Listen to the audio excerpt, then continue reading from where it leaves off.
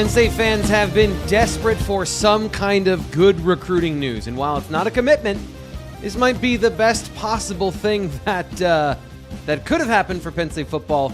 Top quarterback has shaken loose from the tree of committed players. We're going to be talking about Peter Bourque in just 1 second, but just want to give you an idea of what we're talking about on today's show, because it's going to require just a little bit of homework from you, which the first thing is we got a BWI Mailbag to end the show. We're doing that on every show this week when we have questions to answer from people at BWHIillustrated.com, and of course, every single day here in the BWI Live chat. So get your questions into the chat right now. We'll get to them at the end of the show, because we want to make sure we're answering and getting to your breaking questions, your burning questions coming up. We'll also be talking about spring visit schedules and OV schedules, kind of keeping the same format that we've had the last couple of weeks with the news that's been pouring out. So welcome to our esteemed colleagues today, Sean Fitz and Ryan Snyder from BWHIillustrated.com, our recruiting reporters. Gentlemen, let's just jump right into it today. Peter Bourque, no longer a Michigan quarterback, somebody who was a regular at Penn State for a while.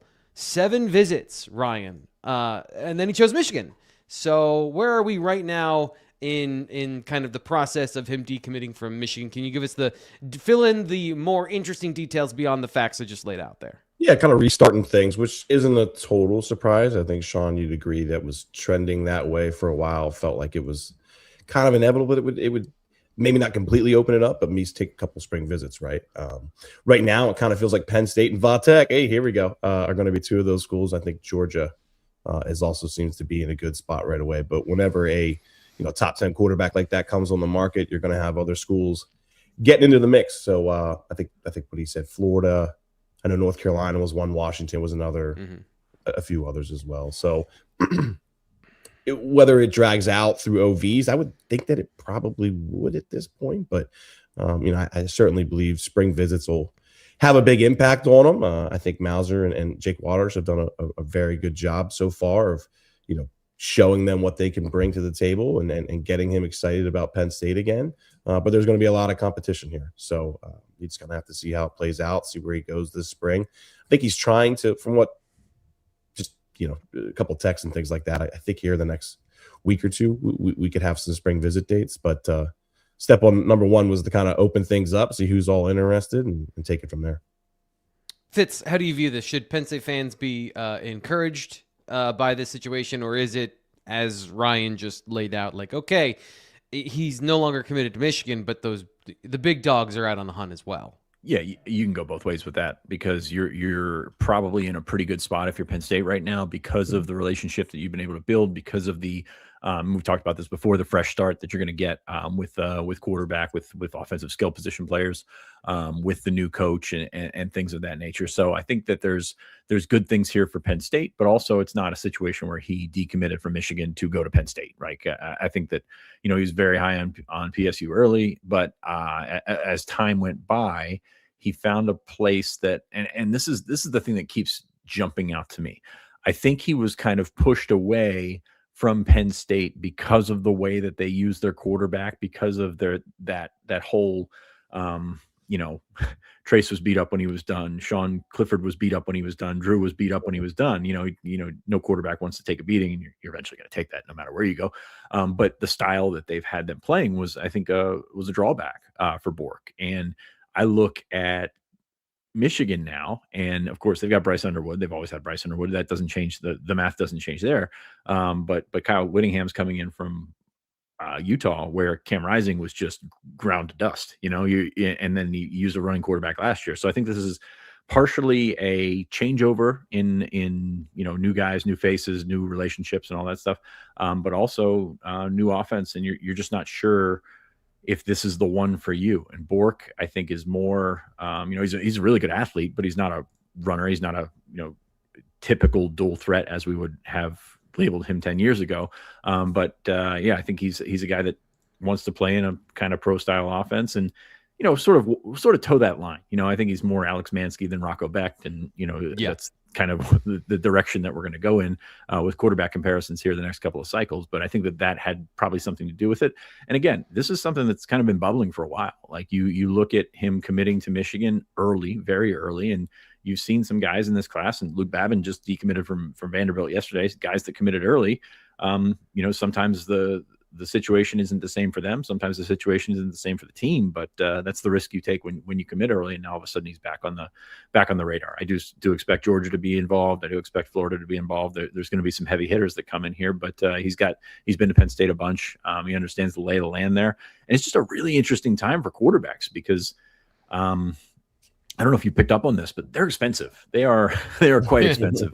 And what is the right way to go about it? Well, I mean, we thought it was development. We thought it was all that, but then the guys come in and transfer and win national championships as transfers. Then, like, where do you spend your money? Do you spend your money in a high school quarterback? Do you spend your money in the transfer portal? Penn State has avoided that for the most part. Now all of a sudden they've got one of their high dollar acquisitions was from the portal this year. So we're still figuring that out because we're in the early stages of how all this is going and how all this is going to go. But yeah, I think there's a cost benefit analysis going on with college programs right now in high school quarterbacks. So let's talk about Peter Bourque individually then. If you're watching here on the Blue White Illustrated YouTube channel, you can see the highlights, but for the people listening on the podcast version, just give you some of this information, and I'm saying that as I'm putting up more stuff here on the screen. But he is the 107th overall player according to Rivals, 7th quarterback in the class of 2027, and he is a top 10 quarterback. So Fitz, what do you think of his skill set? Is he a guy you would, I don't want to say gamble, but would you put the ante down to get in on Peter Bourque, the football player, not the prospect and all the ranking numbers and all that stuff that I just laid out, even though I'm asking in context with that, but like, what do you think of him as the player? Yeah, I think he's a good player. I saw him at camp a couple of years ago, and he kind of stood out as an underclassman among. It was the whiteout camp in Beaver Stadium, and he was right there. He was throwing it with the upperclassmen and with the upper tier talent on the outside there. So I think that he's got a lot to work with. He is a little bit older. He is one of those New England prep school guys, and I don't know where the reclassification came. Where that came in his journey. But he's a little bit older, a little bit more mature than some of those guys. So there's probably positives and negatives to that as well. But yeah, I like what he brings to the table. I think you continue to evaluate. You continue to go out on the road this spring and see what you can do. We've heard Penn State has sort of not amped up, but increased their interest in Will Wood, another New England quarterback who actually trains with M2 Academy with Peter Bourque, and Keegan Croucher was there when he was up in the Northeast. So there's a lot to be sort of weighed if you're the Penn State staff, but I do think that he kind of fits into what they're trying to do. It's funny because you look at what the new Penn State staff is doing, and they're trying to find Brock Purdy, just like James is trying to find Trace. They're trying to find the next Brock Purdy. Is Peter Bourque that guy? I mean, that's a lofty comparison right there for anybody. But he brings some traits that are really, really positive in terms of what they like to do on offense. Ryan, what do you think? What do you think of the situation and the recruiting landscape? Yeah, I think Sean kind of laid it out earlier. Certainly more Alex Mansky than, Rocco Beck. Good athlete. I mean, remember, dude, he ran a 4.5 shuttle and a 4.7 40 as a freshman. So I get that those numbers only matter so much, right? You're looking for passers and all those things, but I do think that fits. Now, again, at the same time, though, you're talking about Penn State's running their QBs in the ground and all that, and I do think that's they don't not do it in this offense, by the way. they still run the quarterback in this offense. It's not in there. Right. So I'm just kind of very curious to see where he takes these spring visits. That's my main thing right now. I like Sean said, I think obviously the familiarity with Penn State and good relationship with Waters and Mauser. They really did well for basically 2 in-school visits. Matt Campbell went up there to see him as well. I thought Penn State did a good job with those, just from the feedback you get from coaches and a little bit from Peter. He was trying to keep it quiet here the last couple of weeks, which I understand. So it's a good spot, as Sean mentioned. But to me, I want to see those spring visits, and I do want to see who really ramps up the aggression. I think right now, 5 of the top 10 quarterbacks in the country are committed, and then a couple of those you have in there. I'm sorry, I didn't even see that right now. I'm sorry, I'm looking at the screen. Can I ask you about that? Can I ask a follow-up question? Just given the lay of the land here, where you have, like you said, 5 of the top 10 are committed, and the names here that are uncommitted. Number 1 quarterback in the class, Elijah Haven. Israel Abrams is number 3. Colton Nussmeier is number, I'm going to go 6 off the top of my head here, and then you have Peter Bourque, Gunnar Rivers, at 7 and 8. And then, it's kind of a long list here before we get to a name that we've even seen that we've seen connected to Penn State. So when we're talking about the quarterbacks in the class and the value in the dollar sign and the ecosystem that is evolving for 2027, how do you view Peter Bourque within all of that? Certainly feels like their top guy. Now, what I would say with that is that Keegan Crozier has been very quiet, and we know that Waters did stop down there. So where is Keegan Crozier in that? Crozier's stock is certainly on the rise at the moment. So I am hesitant to say, Peter Bourque's the guy of the circle because Crozier's just been quiet. Now, also, I do want to also mention Will Menzel too. You're saying he's committed to Ole Miss, and you're saying he's been quiet about that. Keegan, I know Penn State certainly so he's at the Baylor school now, down in Tennessee. Okay. He was originally up in New England. What school was he at? Sean, was it Cheshire, I believe? I think exactly. Cheshire Academy. But he went to a school that's going to really air it out, basically, right? And try to have one of those kind of seasons. That's why he went down to Tennessee. But yes, committed to Ole Miss. We know Waters was down at the school and stuff. The communication behind the scenes is kind of what I'm trying to figure out with Crozier a little bit. But that's why I'm a little hesitant to say, Peter Bourque, circle Peter Bourque. But I do want to just real quick, I want to mention Will Menzel too, because one thing I've kind of dug on a little bit, Arizona quarterback, right? Arizona way out there. Well, his head coach had a player committed to Iowa State at one point. He was the head coach in Omaha. Is it Thomo? Who went to Alabama, Sean? I'm sorry. I thought my Jet Thomo. I forget exactly. Jet Tomalia. Yeah. His coach was originally, at Millard South, which is, I believe, in Omaha, and now is at, overseeing Menzel's development. So that only means so much. I don't overthink that too much, but at the same time, I just think it's important to note that there's a very good relationship there with Waters, Menzel's coach. I got a cold right now, man. I'm struggling at the moment. I apologize, but it's just something to keep an eye on there. I think a spring visit is certainly possible. And potentially that could lead to an OB, but no doubt. I mean, the other thing too I'd add is Israel Abrams. It's remember how much we were talking about him, and they're people want to know. I think that ship sailed. Yeah, I think it sailed because again, Waters was in Chicago in January and did not stop to see Abrams. So what all happened there, I'm not sure. I was shocked by it, honestly. You want to at least keep some kind of a connection. Everyone says they just like other guys better now. Is that accurate or not? I would have offered him, but that's just me. So you want to have options out there, and they obviously Bourque was. I think Bourque's the top guy. I think that there is a top group, but I think Bourque's at the top of that. Maybe that's more realistic versus the feedback they've gotten, and we've talked about that before on Blue White Illustrated that Bourque is. Things were better with Bourque than people assumed, especially when he, came out and said, I'm only visiting Michigan, which again, at the time he said, I think he's still going to visit Penn State. So I think there's, a preference there, but yeah, Abrams it's different. There's no real good explanation other than they liked other guys better. Well, he's got some pretty good guys or pretty good programs after Miami just offered yesterday. I think Auburn's the leader. And I will say this, the list of schools that he's considering is probably not as good as we thought it would be. But at the same time, other schools are noticing that. And Miami, again, just came off a national championship game appearance, just offered yesterday. Mm-hmm. So I think that there's there's a yin and a yang there that you just can't put together. It's really tough to go. Like I said, it was a strange one for sure, given their ability to find him, offer him early, pursue him, and then all of a sudden not. So just really, really interesting. Any other thoughts here, Ryan, on the quarterback situation with Peter Bourque or any of the other guys we talked about that you think is relevant to kind of put a nutshell on this?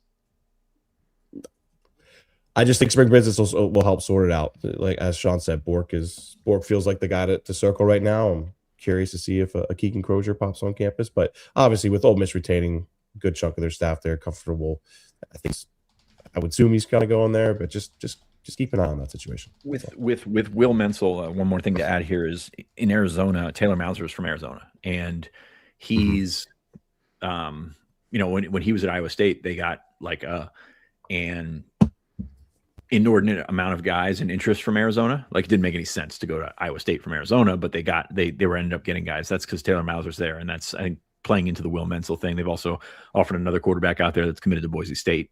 So like there's like Arizona is kind of an oasis for Penn State in this recruiting cycle that it's going to keep popping up, and you're gonna be like, why are they going to Arizona? It's Taylor Mauser.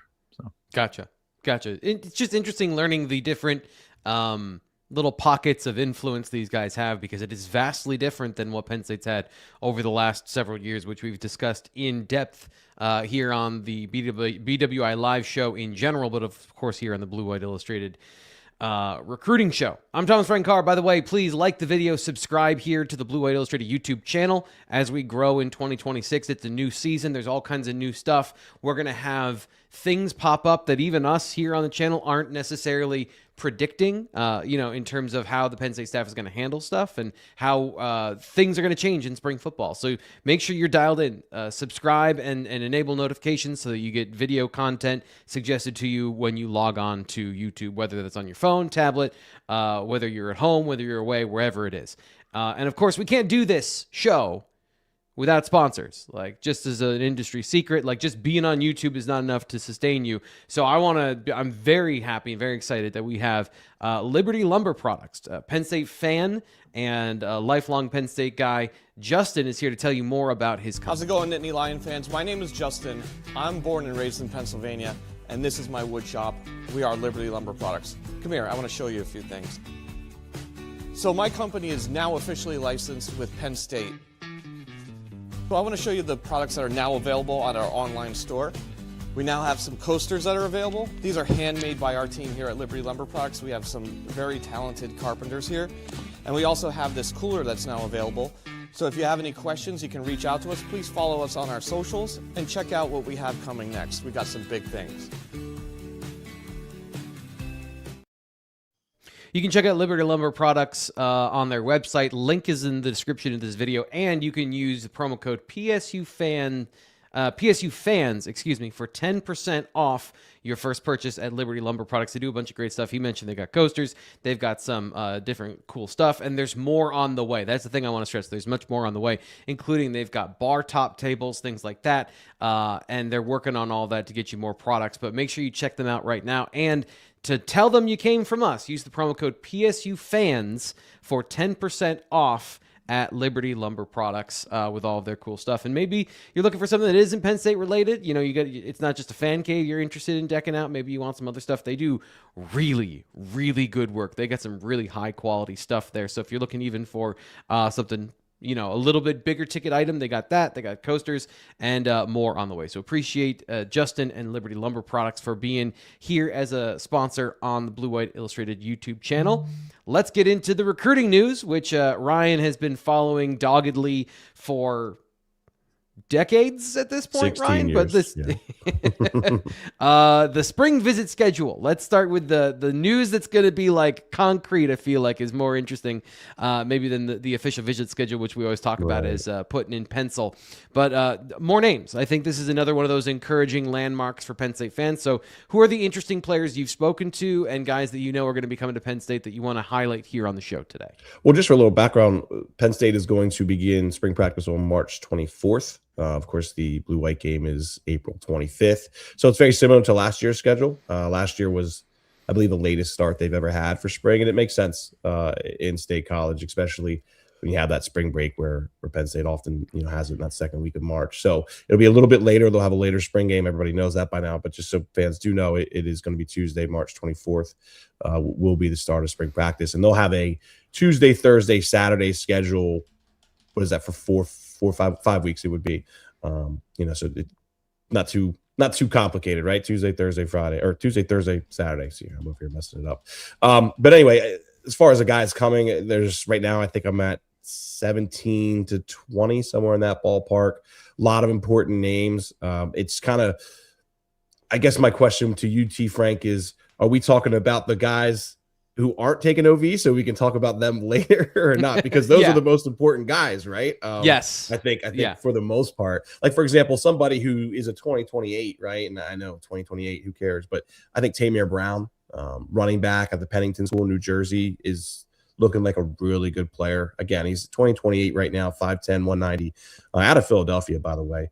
And the industry rankings have him at, I believe, number 45 in the nation, top 5 running back, and important player. I think, right, it's early, and Sean always checks me on, getting too excited about these young guys, right? So I'm trying to temper a little bit of time. That is all. Like they're really good as freshmen, and then Jordan Houston all of a sudden, That is all very reasonable, but here on YouTube, I'm here for the hype, Ryan. But I mean, he's a very exciting player. Missed 3 games this year to start the year. Still had about 1,300 yards. I mean, I think all-purpose yards, it was 16, 17. I mean, in 8 games. I mean, he's very fun player. Runs a 6.65, 55 meter, which I think that's the most recent time. So sophomore. Very encouraging as well. Speed, there's no problem there. Let's see how his body hangs up, because I do believe he's had injuries the last 2 years, and that's a little worrisome when you talk about a young player like that. But to me, Tamir is a very exciting player, and he's the one guy right now who is set to be here on March 24th, which maybe I should have said that to start off the actual date for it. But a lot of guys. I mean, it's kind of. I could just throw names all day, T. Frank. I don't know if there's anybody that, specifically you want to discuss, or there's well, I have highlights for Carter Blattner. So let's talk about Carter Blattner. Okay, one of the few guys I have to dig on more. Great, awesome, great start. 6'4", 260 defensive lineman. We have as a D lineman or at Rivals, Charles and those guys rate him there. Obviously plays off the edge, and from what we've seen so far, Christian Smith certainly likes some bigger edges, right? So I think it's fair to say there's positional flexibility there. Let's see where things progress. But he got offered not too long ago, and immediately set up a spring visit for April 4th. We know Va Tech and Kentucky are also in the mix there to get him on campus. But certainly, again, it's kind of a recent offer guy, right, T. Frank? So those are the guys that I need to interview a little bit more, dig on a little bit more, and talk to coaches, all those kind of things. Which we're going to do that here a little bit more in the coming weeks. A guy I do want to talk about, and I apologize to you, Frank, because I probably should have texted you this earlier. I noticed it maybe about 10 minutes before we got on the show. Running back Trey Segarra. I don't know if you had him on the rundown. I apologize. I know you had Aiden Gibson on there, but I think he's really emerging as one of Penn State's top running back targets, especially obviously they'll keep not spell, but 5'10", 193 out of Duncan, South Carolina, Burns High School. Marshawn Lattimore, right? Wasn't that Marshawn? I think it was. Yes. Yeah. Just looks like a really exciting player. And this was a guy who Stad's the coach, good ties with Mauser and Huggins. Huggins was recruiting him previously. And, just early feedback is that the in-home visits there were really exciting and encouraging. He already had 4 OV set and is still kind of going to come up and take a spring visit to Penn State. He's going to take spring visits to a lot of the other schools too, Indiana, Stanford, South Carolina. I believe there's 1 or 2 more I might be missing, maybe Tennessee, I want to say. So there's work to be done. But obviously we've talked about Isaiah Rogers a lot, Kelvin Morrison. Those are going to be 2 Northeastern guys that Penn State will pursue pretty hard. But I do think Trey Segarra is one of those guys who's pretty high on Huggins' board. And, the fact they're sending Mauser and Huggins down there to kind of do those visits, I think that's important. Because what we've seen so far, I do believe Mauser is going to be one of their better recruiters. Yeah, he was down there to see both those running backs, Gibson and Segarra, during the end of the evaluation period. Just follow up on that, Ryan. I know as you're dying here on camera, I apologize. Sorry. Good. The recruiting feels like it has changed a little bit, where the coordinators didn't necessarily recruit. Mauser seems, as you mentioned, is going to be a big factor in recruiting here. At least for James Franklin, I should say. Mauser, yes, but Lynn, no. Lynn, not really. Okay. Lynn wasn't out much at all. Now, whether that is something that he wants, right? Or I'm not going to say it's contractual, but I could see that being kind of a negotiation throughout the process.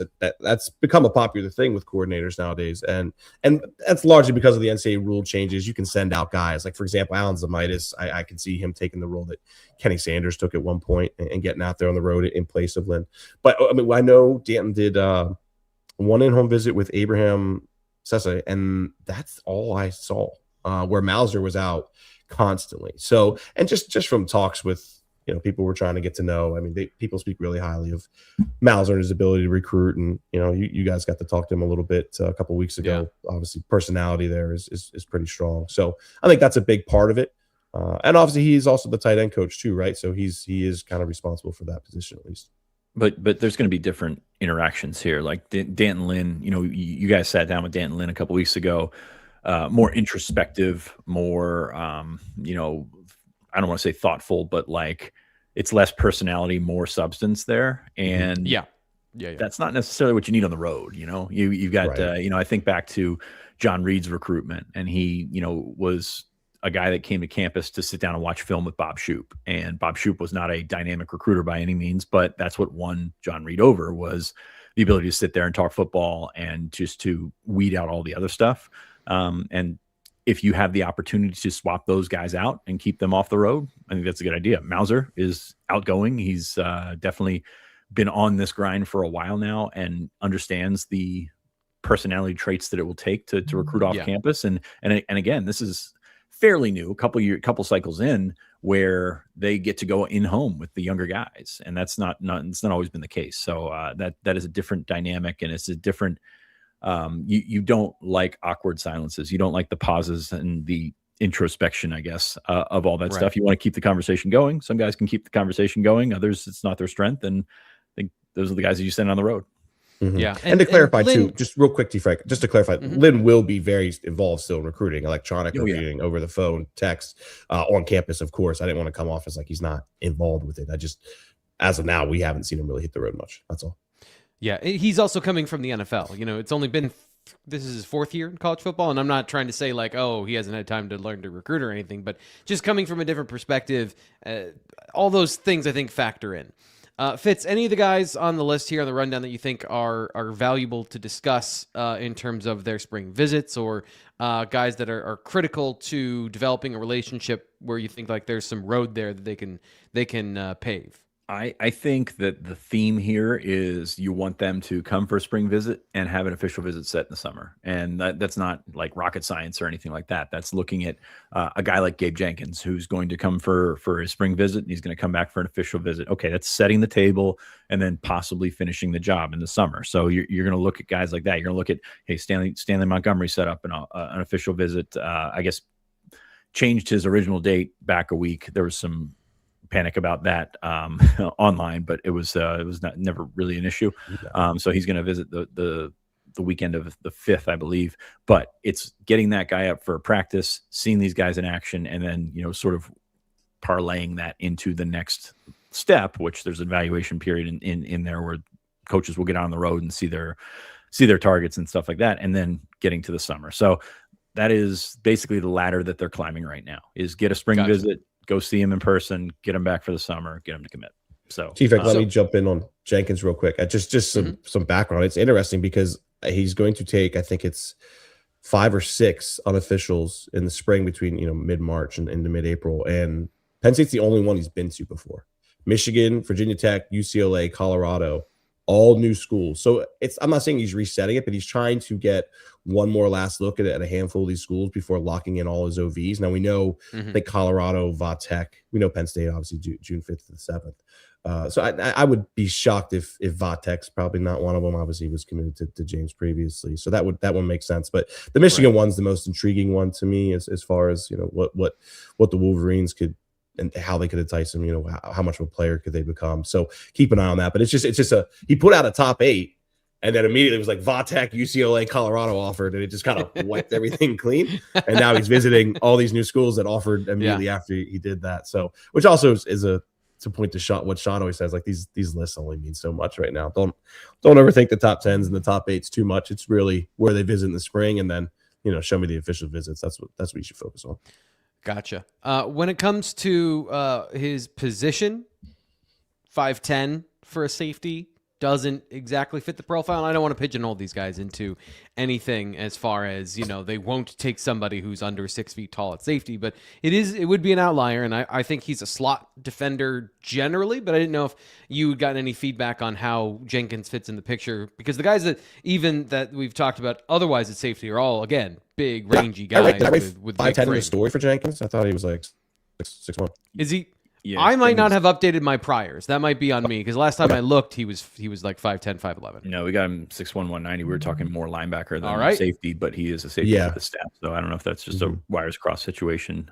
But yeah, He's not the slot defender. He's a good player. And listen, I took 6.5 months off to focus only on the football team, and I wasn't really in the recruiting. So apparently, he grew a couple inches when I wasn't paying attention. So that's on me. I just want to make sure I didn't write something wrong there. That's what had me worried for a second there. Nope. So. I thought we switched players to someone else. To be honest. So we're back. So let's pivot then to the official visits. Let's talk about where this program is with those. And Ryan, you've got a pretty significant rundown here. I knew of a couple of names, but you've got the full thing. So again, pick whatever you're interested in discussing when it comes to players and weekends for official visits. Yeah, 14 players so far. Really, that list is probably closer to 20. Those are the players who, we've either contacted or, they put out their little social media graphics. And again, I would say, obviously, these guys are all very interested in Penn State, but keep in mind that a handful of them probably, will end up committing elsewhere or maybe committing even Penn State early and switching to a different weekend. So that's something to keep in mind. I do got to put this list up on the site too, and that's maybe something I'll try to do tomorrow. We're getting enough players now where I should have that up there. So I'll work on that soon. The guys that kind of popped to me, Blake Benton is immediately kind of somebody who pops to me. Obviously, Penn State's in a pretty good position there. It feels like they need some linebacker help. I think the region's decent. I don't know how, like Brandon Lockley was somebody I was watching for a while. They kind of tread there a little bit. I don't know how that may impact them. He's still certainly interested in Penn State, but so when I look at someone like Benton, of course, Case Alexander too, down in Oklahoma, these are guys that they have strong ties with. I don't believe Case has an OV set too. I just want to clarify that to make sure. But Benton, of course, out of Minnesota, I think he's a really important one for June 12th to the 14th. Also, what's interesting to me, maybe I'm overthinking stuff. Probably am. But that June 5th to the 7th weekend, you got Zachary Gleason, Gabe Jenkins, Stanley Montgomery, Khalil Taylor, and Malachi Taufu, I believe. I apologize if I got that wrong. But a couple of those guys were already committed. Zachary Gleason, I think, good chance he could be here. Stanley, it feels like that could maybe be commit weekend down the road. I don't know why. I just kind of looked at that weekend. I thought, oh, that's interesting. Maybe I'm overthinking it, Sean. I probably am. I mean, it's all the Pennsylvania guys. Like if we're looking at the rest of the list, it's not all. You're right, not all of them, but primarily these are guys in Pennsylvania or previously committed. So I'm picking up what you're putting down for sure. Yeah, who knows, right? It's just kind of when I looked at that, I was like, ooh, I wouldn't be shocked if a couple of those guys are already even kind of committed before they get here. But this is YouTube, Sean. We're just speculating. Who cares? Let's just throw stuff at the wall and see what sticks. Can I ask you, Fitz, about Stanley Montgomery? Got his highlights up here on the YouTube channel. Level of importance for defensive tackle. Like we've talked about a couple of these guys that have kind of edge tackle versatility. He seems like a pure interior guy and one of the guys that I think has been clearly on the radar. What's the level of importance of Stanley Montgomery, do you think, as somebody who you mentioned as an unofficial and official visit guy coming to campus this spring and summer? Anytime that you have big bodies that can move like that in your region, they are very important. Is he the best defensive tackle that Penn State's after? Probably not. But at the same time, when you have those guys in your backyard, you need to capitalize. That's not a dominate the state thing. That is there's not a ton of these guys walking around that are 6'3", he's 290, that can move pretty well laterally and do some good things. So I think that you're looking at capitalizing on what's, the best of what's around. And Stanley Montgomery is I think one of three guys rated in the top 50. Actually, I think he's number 51 from the Northeast among defensive linemen, eventually defensive tackles. Now, Carter Blattner is one of those guys as well, though he may be more of the hybrid 5-tech, really, when you're looking at a guy that can potentially hold up from the inside. So there's just not a ton of these guys floating around in the Northeast, and that's why everyone covets them. And you're looking at a guy that's got some similar traits, and his film is nothing like Ty Blanding, but he reminds me of him kind of as a player, as an eventual player. Maybe can hold a little bit more weight, but he's got some explosion to his game. He moves pretty well laterally. Blanding was just 250 pounds at this point, 245 pounds or something like that, and had to be a build-up guy that played a little bit of linebacker and things like that. But when you're talking about frame, when you're talking about eventually where they land, Montgomery he's got a good frame. He's not the longest guy in the world, so you've got some kind of comparisons there with an explosive 3-tech that could also play 1. So more true, as you said, true defensive tackle than kind of hybrid guy that you can play all over the place. But it's really interesting watching, because you mentioned Christian Smith and a preference for bigger guys, and I know you wrote about it this week on BlueWhiteIllustrated.com, and I went back and looked at some comments. I think Derek Hoosier was the one that I was looking through this morning, and he's like, we think that bigger guys beat smaller guys, and it was right on the nose there in terms of like they're trying to get bigger everywhere, and finding Devin Still and Jared Odrick that's 6'6", eventually going to be 310 or something like that. There's not a ton of those guys floating around, especially in this region. And then when they pop up, everyone's going to want them. So you got to fill in with what you've got available to you right now, and then go from there. Yeah, that was an observation that it wasn't too hard to pick up on when you look at some of their commits in the transfer portal. When it comes to some of these guys that are playing on the D line, and some of the players that we're talking about here, I'm just curious of your priority in your mind of just, is it most likely to commit? Is it most likely that they are a certain size or whatever? I'm trying to build the board in my mind of where the defensive line goes eventually. And if you got guys that are these hybrid, like a lot of the guys that they're targeting are hybrid players, and it does kind of muddy the water generally when it comes to like, okay, they need to get X at defensive tackle, X at defensive end, because eventually you do have to make a decision about what this guy is, end or tackle. And I'm just curious how you've been kind of viewing some of these interior guys when they have had so many of them that I think better on the inside, but aren't labeled that way so far, if that makes sense. I know there's a bit of a circumventing the question. I think they need bodies, like not just like warm bodies, but guys that fill out that frame of what they're looking for eventually. Which they're going to host Johnny One from California for an official visit, 6'3", 280. So similar to Stanley Montgomery. We talked about Aiden O'Neill, and that's a guy that we kind of hit the brakes on, saying we're moving him inside. And then all of a sudden you look at his junior film, and there's more there that would lend you to believe that he's going to play 260 pounds on the outside, on the edge. So I don't think there's a real like hard and fast rule here. If this guy needs to be interior, this guy needs to be wherever. You get him on campus, you lift him up, and you grow into what they're eventually going to be. Now it's just harder to find the guys that they're pulling out of the transfer portal, the 325 pounds. Can they play? We'll see. Right. But what were they? 5, 6, in some cases, for some of the guys. I was going to say years ago. 8. Yeah. So, like, what were they then, and how do you build them up?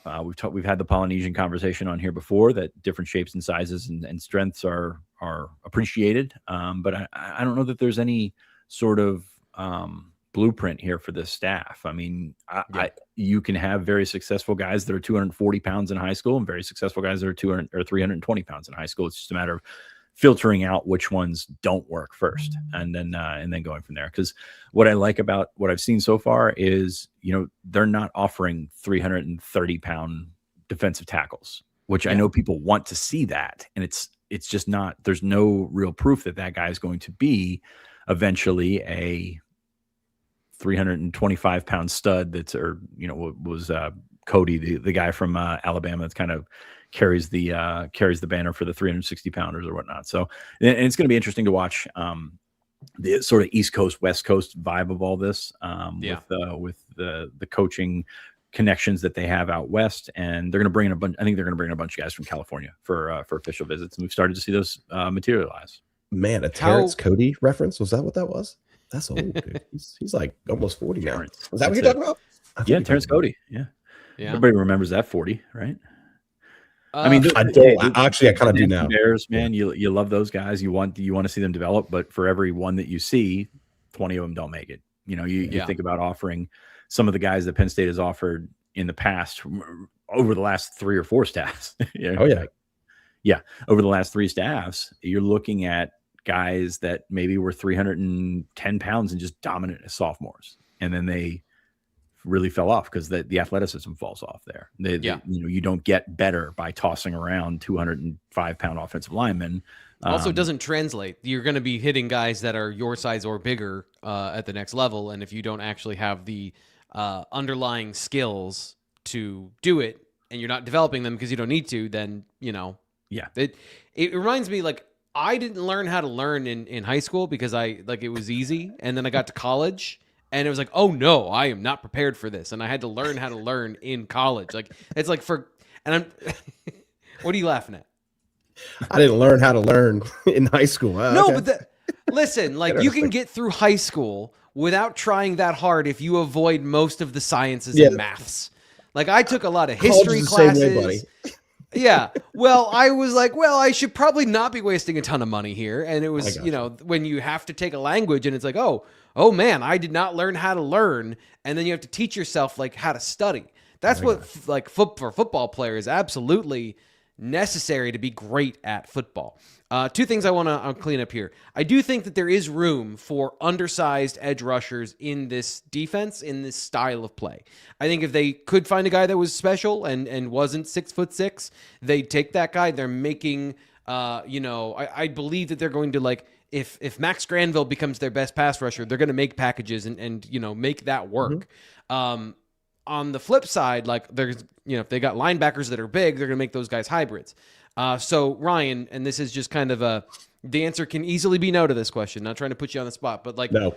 It's very early in the process for you. Do you have, like, an outline of, like, the boards for linebacker, receiver, corner, safety? Have you been thinking about any of that so far, trying to mull that over? Spring practice, right, Sean? I mean, that's what we're going to really sort that out. I think that's obviously there's a ton of guys that have been offered, right? I mean, we can sort out who's seriously interested, who's not. I mean, just look at that official visit list that linked in your rundown, right? I mean, those are a lot of those guys. But I think that's what's so important, especially this year, where you have a kind of a whole class restart. There's so many guys from out of the region. That's the thing I'm trying to get used to is, for the most part, for so long, I felt like I could really focus on New England down to North Carolina and around. And, I'm going to have 70-80% of what Penn State's recruiting, and I'll have a good pulse for it. Where now there's so many West Coast, like the John Ione, like that's a guy that I assumed, Ikaika would go after, but that those kind of names, right? Where I really got to kind of figure out where they sit on the board and things like that. I would say running back, quarterback, right? Those are positions where we kind of been able to figure it out because Keemon Spell's been in the news. Peter Bourque's been in the news. Wide receiver will probably take a little bit of time to kind of sort that out. I feel obviously Terwilligers is certainly a top tight end target. I'm missing one too that I know Mauser really likes. Oh, Tommy Douglas from Hun School, I believe it is. But O-line, D-line, some of those positions where you have mass offers, you got to offer 5 guys to get one of them. That's where we're really sorted out in the spring, I think. Gotcha. Okay, well, that's a great reason to remind people, subscribe to BlueWhiteIllustrated.com, so when all that information pours out of Ryan's brain onto the virtual page, and then you can read it. You can get it for just $1 right now to try us out. He had a really good article this morning, and I say that because Ryan wrote it. I haven't had a chance to read it because it was right before the show. So you can sign up right now for just $1. Check that out, and you can join us for a full year if you want to after your $1 period. It's a great way to also get to the BWI Message Board, which has the mailbag. We're doing this a little bit differently this year. We have a weekly mailbag. So on Monday or Tuesday, I'll open the mailbag. And if you got a recruiting question, put it in there on Tuesday, on Wednesday, doesn't matter. We'll answer it on the recruiting show, or you can get your questions answered Tuesday or Wednesday, depending on the type of the question. So that way we can open it up more, and we don't have a 40-minute BWI mailbag segment, which I love, but does tend to... it's a little heavy lifting for these guys. So we're going to get to that now here on the show.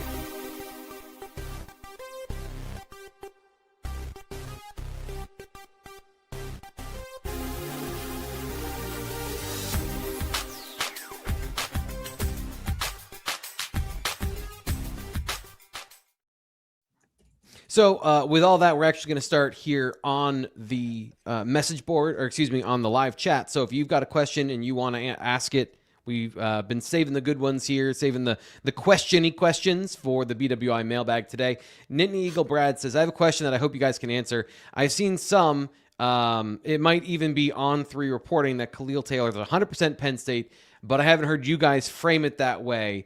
I looked, he is a 57% or 52% lean on the Rivals recruiting page in terms of the prediction machine. So it's not coming from Rivals. It's not coming from us. But to answer Brad's question, how optimistic are you guys for Penn State fans that Khalil Taylor is a strong lean for Penn State? And who, I don't know who wants to take this one. Fitz, you. Yeah, I hashed it out with Brad in the chat a little bit because I had no idea what he was talking about there. And it's apparently if you go on to 24/7, it says predictions 100%. Tom Loy's got a pick in for Penn State.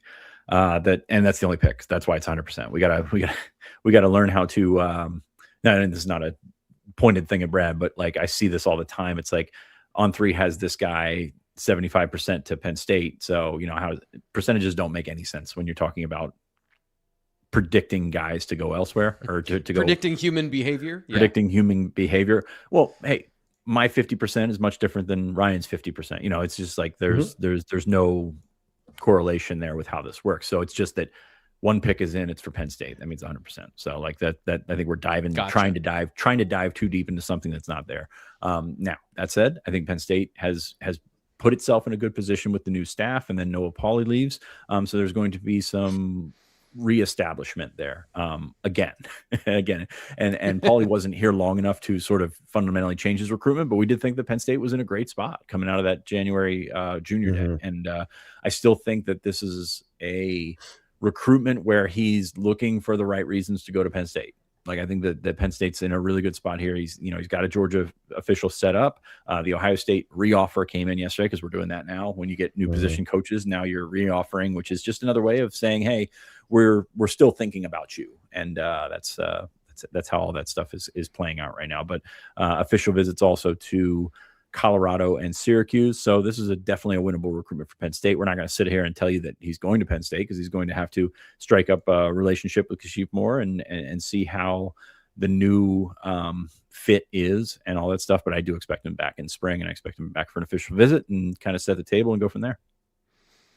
So this is an interesting group of teams. You mentioned Colorado, Syracuse, Penn State, Georgia. Interesting, very tiered in terms of that's one of those official visit schedules that tells me something's probably going to change.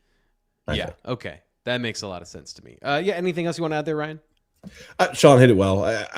I've mentioned, I think a couple of weeks ago, maybe even twice now on the show, that out of all the unofficial visit junior day interviews that I did, I thought Khalil Taylor's was the most genuine when it comes to excitement, right? And it's as Sean said, he's looking for reasons to go to Penn State. Why did he decommit from Penn State? Flat out said, they're not developing wide receivers. They get Noah Pauley, who's pretty good at developing wide receivers. And then, of course, he goes to the Green Bay Packers. But I think it's important to keep in mind Terry Smith is a big, big player in this recruitment. I think from a relationship perspective, all those things, that's important. Let's see how he does, relates with this new wide receiver coach. Take it from there. But Penn State, they should be an absolute don't say absolute, Ryan. I'm learning my lessons. They should be a player, top 2 or 3. I'd be surprised if they're not top 3 or so when he comes to the side. Gotcha. This one from Tin Man over at BlueWhiteIllustrated.com. We're starting with it because it's a recruiting question. I think the 2027 recruiting class will be middle of the road, maybe ranked 25th. I edited this question to have it actually be a question, not a statement with a question at the end. How concerned should fans be about the time it takes to generate relationships and get a quality class so that Tin Man's cloudy view of the future is not true? Ryan, I know we've talked about this generally, but how have you seen some of the news that's come out of guys visiting the spring, kind of ramping up the recruiting pressure and interest? How have you seen all that happen to kind of gauge where this is going? I hope I'm not laggy, T. Frank. I think my wife is back on a conference call, so I apologize if I'm a little laggy. But I would say, I think, as I kind of mentioned a little bit ago, we all have to kind of reset our mindset of how Penn State goes about building a quality recruiting class. And that'll especially be the case this year, but they have established relationships with so many from outside the region. The other thing I'll add, how many times do we talk about the rankings right now on February 19th? And obviously there's, 11 months to go until they're finalized. Don't overthink that stuff too much, because of course the individual rankings play a big role in the team rankings. So I think Penn State can do a little bit better than the top 25 class. Do I think they are going to be top 10, anything like that? No, honestly, I wouldn't be shocked at all if they're kind of on pace to where they've always been. Maybe have a few more sprinkled in higher ranked guys that Penn State fans have been craving for, right? And maybe they'll be aggressive here or there with some guys and get them that way. But then maybe on the back end, they take some players from, the Midwest or wherever it may be who aren't ranked as highly, which we kind of just saw. And that kind of brings it back to where Penn State's kind of always been in recent years, right? That 15-ish range. Who knows long term, but I would, again, just stress, don't overthink the rankings too much. It's kind of hard to, in February to project those kind of things when rankings, so much is going to change here in the coming months. Let's ask this question here from the mailbag, which is from one of our new members at BlueWhiteIllustrated.com, Iceman814.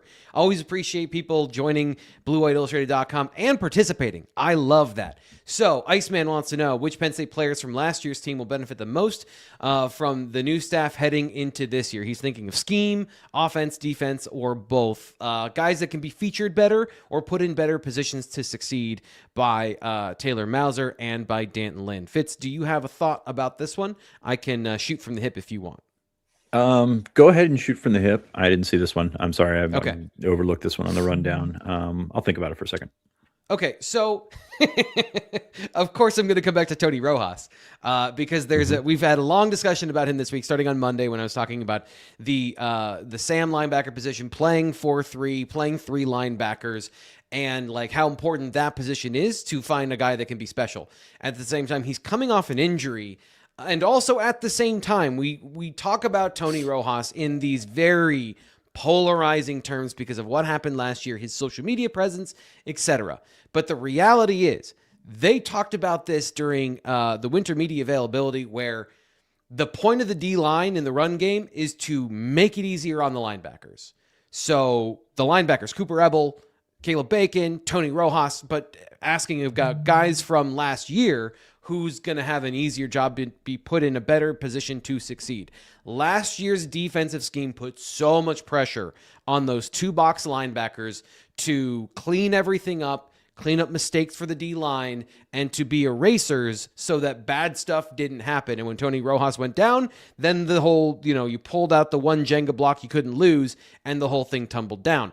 That's not the case this year. Like, they have a more intentional plan to stop the run with more than just like shoestrings and hope. And I'm being fun here, but like, it was if they could play with 5 guys in the box and stop the run, they would do that. That's not their plan this year. So I would say Tony Rojas is the one guy who, from last year to this year, his job will be easier as long as he's healthy and able to play on the field. And then once you get into the sub-package stuff, and I still think 3 linebackers is going to be a sub-package thing, that's going to be putting him in a position to show off more than it's going to be put in a position where they're going to ask him to do crazy things. So that's my answer. Ryan, or Fitz, you got one? Yeah, I was thinking Kobe Howard off the top of my head, but I don't think that's a scheme thing. I think that's a talent thing. I think that's a usage thing. And I think that, you look at the way that the previous Iowa State staff played, they like to play a lot of tight ends. So Andrew Rappleyea just jumps out at me. Like, This is a guy that, can really do so many different things as a tight end. And the guys that you brought in, while talented, Ben Bramer, very talented, is not an all-around tight end like Andrew Rappleyea. And look, I look at the proof of he went from, and yes, coming back from injury, easing back into it, all that kind of stuff. He went from the 3rd tight end to a focal point of what they tried to do late in the season. Yep. And there's a reason for that. He's a pretty damn good tight end. So I'm looking at Rappleyea as a guy that can, bridge that gap and be that guy and stay on the field a ton. And then go from there. So I'm looking forward to see what they can do with him. I'm looking forward to see what kind of elements of what they did with Benjamin Bramer, flow over to Andrew Rappleyea. And again, Bramer was really, really highly regarded and one of the top rated guys in the portal at any position. But I'm not convinced that he's better than Andrew Rappleyea right now. And again, we've seen a lot of Rappleyea we've seen a lot of the Penn State guys and not a ton of the Iowa State guys. So maybe that's the bias on my part, but I really think this guy is a pro tight end, and he's going to continue to be used as such no matter who's coaching him. I agree with you, having watched a lot of their film this offseason. I actually think Gabe Burkle is maybe a better all-around athlete than Bramer. Yeah.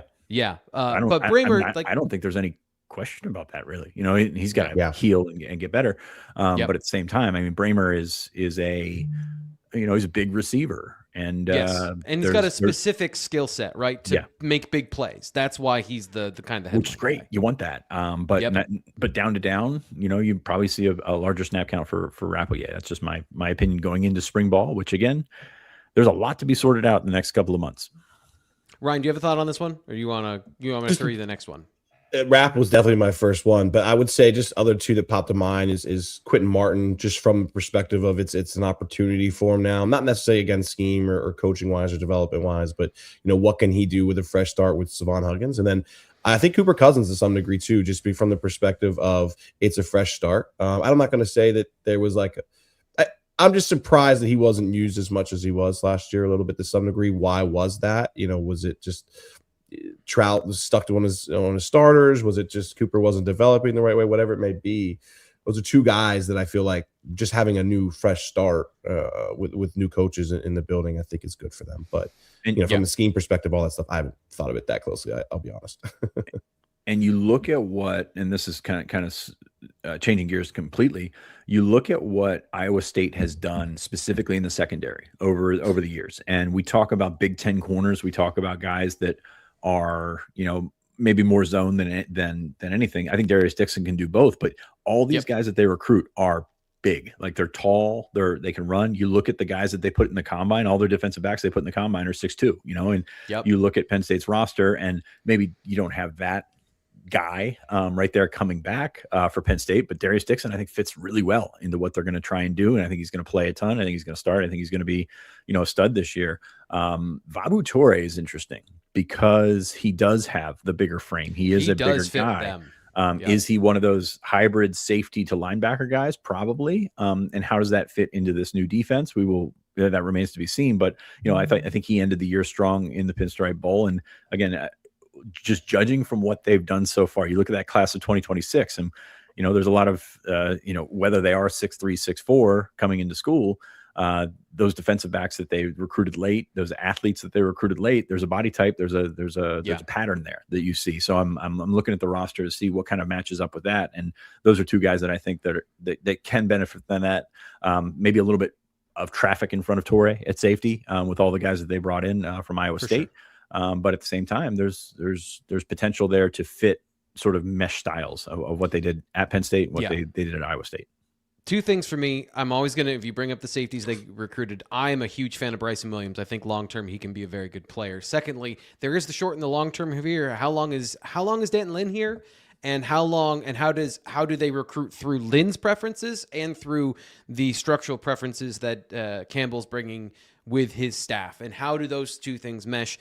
Also with Terry Smith here, I think at corner there may be an opportunity for evolution, but I don't know because it's gonna depend on who the defensive coordinator is. So Fitz, I've been so curious about that kind of three-way juncture on the roster as we see them build this team with a bunch of different styles and body types and things like that. One more on offense, Lyric Samuel, yes, fits what they do. Fits what they want to do, fits what the length. And we saw some kind of snippets there last spring and, before he got hurt in the fall, of a guy that can do a lot of kind of special things at that size. And is he an impact guy this year? I'm not sure, but he's got the talent to do so and kind of fits what they like to do. So I think when you look at guys that were making that decision this offseason, I'm sure some of them looked at Iowa State's roster, they looked at the tape and said, maybe I fit a little bit better here, because you think of the tall receivers that Penn State's had in the last 5 years, and not many come to mind because they've been tight ends for the most part. So they've tried to find them. Yeah, Lyric Samuel's a guy that's a fit for what they like to do, because they, again, right, wrong, or indifferent, they really, really like tall guys, which is great for tall guys. Tall guys are great. We love them. But it's just going to be a different atmosphere there. Tall guys get enough shine on this show. Hey. Aller for Heisman. Just kidding. Aller for Heisman wants to know, other than Rocco Becht, which Penn State player needs to see their development reach its ceiling for this upcoming season for Penn State to then reach their ceiling. So we got just a couple minutes left here on the show, so I'll answer this question and then another question from the chat that was specifically for me to make sure we get out of here roughly in time. I'm going to go with Chase Soul because I think that if you're looking at this offense, they want explosiveness. He was inconsistent, and he's the next guy up. Now, Brett Eskildson, there's, I think generally from those two guys, and I apologize, it's on the top of my head. I can't remember which one had some drop issues. I think it was Eskildson had drop issues last year, but both those two guys, either one, I just go with Chase Soul. He's the X receiver between the two of them. That's the guy that typically, when you're talking about an offense that does care about that kind of thing, needs to make those big plays. He had the average depth of target down the field of 14.5 yards. If you want big time plays, Chase Soul needs to come up big across the board, but, have that explosive element in the offense, because if you don't and you're focusing on tight ends a lot, then what you have is what we had last year for Penn State, that is, I think, less lateral and just kind of an intermediate dink and dunk going down the field piecemeal. And I for one, am hoping we get some more interesting offense that doesn't take 14 plays every drive to score. I understand sometimes that's great, but every time, come on. Nirvana Mystery wants to know, interesting name. Question about yesterday's show. T. Frank, you mentioned that Malloy and Lynn are targeting bigger frame defensive linemen, but they're seniors. So is the strategy to bring in bigger guys now so they're ready to play? Yes, I think there is, again, the short and the long term of we want to make sure we hit the ground running this year. And they wanted to bring in those guys they trust and they feel like are going to deliver on, we want to stop the run, because that was an issue at USC, and Lynn does not want to do that again. Malloy and those players are from a successful era of this defense in college.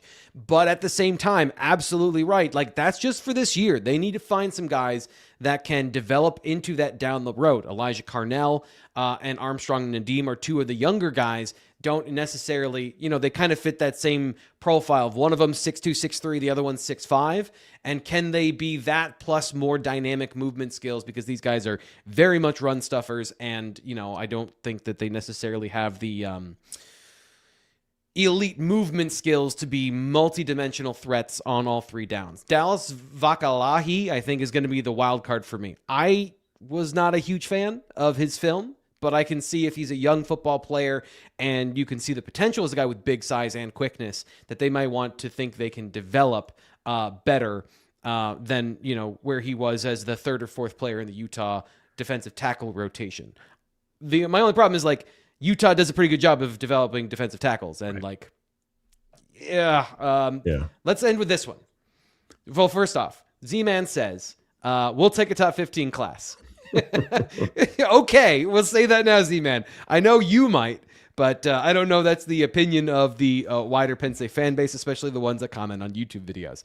Ryan, will Penn State out-recruit Virginia Tech in 2027? You can make this as short of a question as you want. I just thought it was funny that... I can't say no. I can't say no. I'll get crucified if I say no. So I could see Tech having a decent year. I think Penn State... It's just how do they go about it, right? I think they're going to go about it kind of how I mentioned, right? I could see them getting aggressive for some top end guys. That's something that felt like Kraft wants and others want. Fans certainly want. But again, I think because of the relationships they have, a lot of Midwest guys, I could see some lower ranked, in the industry rankings, guys in the 6, 7, 800s, who maybe didn't get a bunch of camps, whatever it is, kind of bringing down that ranking. And in the end, it could be a better class than what it really is. At the same time, you need those top guys to hit. So that's kind of the yin and the yang of those situations. But I will say Penn State out recruits Virginia Tech this year, but it's going to be interesting because there is a lot of overlap, of course. All right, that'll do it for today, and that'll do it for this week here on the Blue White Illustrated YouTube channel, BWI Live. I say that. We're not done this week for the YouTube channel, just for the live show. We'll be back with more interesting comments, conversations, and of course Monday, I don't know what I'm going to do yet, but we're going to do something with some coaches film. I've been really enjoying doing that and bringing that all to you here on the YouTube channel. So subscribe, like, high five, hug the video, whatever you need to do. Give it a fist bump online. Make sure you help us grow our channel here in the off season, because again, just like the football team, the work you do in the dark of February is going to show up in September, and we want to be the biggest, baddest, meanest YouTube channel covering Penn State football so we can deliver you the best possible content. I'm Thomas Frank Carr for Ryan Snyder, Sean Fitz. We'll talk to you later.